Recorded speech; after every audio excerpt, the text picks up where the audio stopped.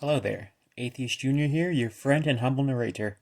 I'm working on a longer video right now, so I thought I'd tackle a short video by Dollar Store Kent Hovind, I mean Matt Powell official. Let's get this over with.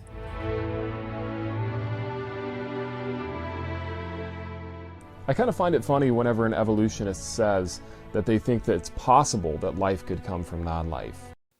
You only find that funny because you don't have any respect for the concept of scientific consensus. The fact that abiogenesis happened is basically uncontroversial among biologists and scientists in general. What is much less certain are the mechanisms of how abiogenesis happened. There are many hypotheses that could individually be true, or could have all happened concurrently. Scientists don't know, which is why abiogenesis has not graduated to the level of theory like how biological evolution has. Some examples are the primordial soup theory, panspermia, RNA world, micromillinite clay producing RNA, and many more. What we can't even do in a laboratory, in a controlled environment, they think could come to life in a violent, prehistoric, uncontrolled environment. So the world in which life first emerged would have seemed to us like an inhospitable, toxic, volcanic nightmare. It was more chemically active and radioactive, with the moon much, much closer than it is today. It was a much more energetic world, and that may have been the key to cooking up increasingly complex chemicals, eventually leading to life. Some people thought that a single experiment could produce life from simple chemicals, but they didn't realize how complex living cells actually are. This would require multiple processes over a series of different stages. Some of that happens easily. The ingredients which form the most basic cell structures create a phospholipid bilayer automatically upon contact with water due to their combined polarity.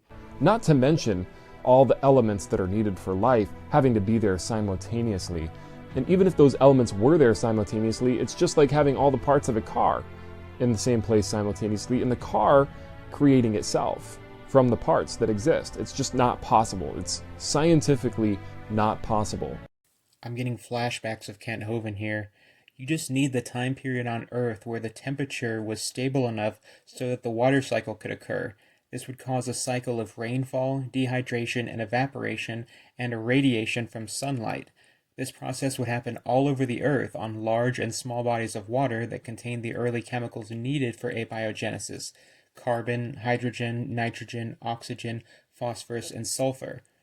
These chemicals became increasingly complex after this cycle happened over and over and over again.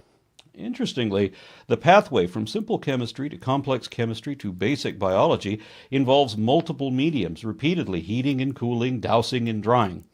This is generally expected to be in solution, optimally near underwater geothermal vents or in volcanic pools near a shoreline. So what your dumb metaphor is missing is what Aron just mentioned. You're saying these parts would just come together.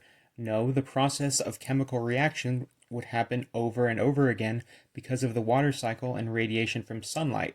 What you're trying to say here is basically that chemistry and chemical reactions are impossible. Evolutionists go on all day about how they think DNA could write itself. Well, do you think code could write itself? And they'll say, well, DNA is not code.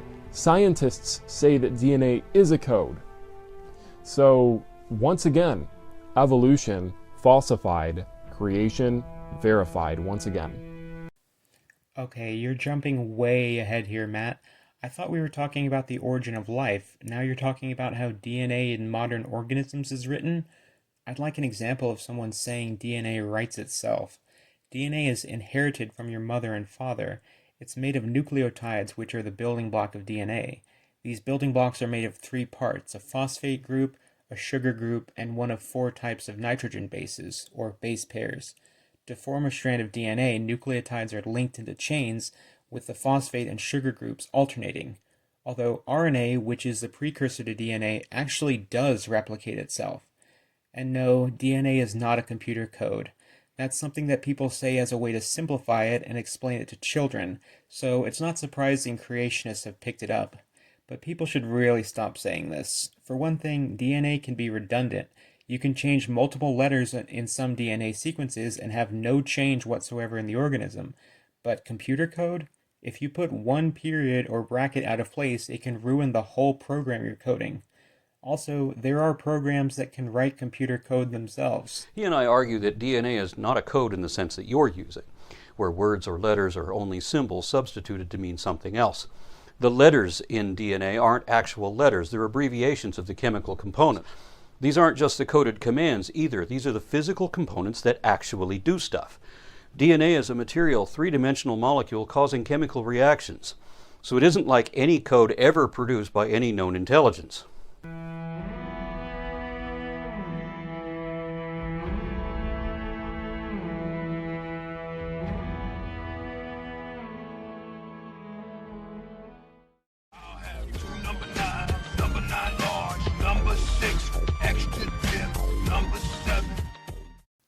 Well, I guess that's the end of the video.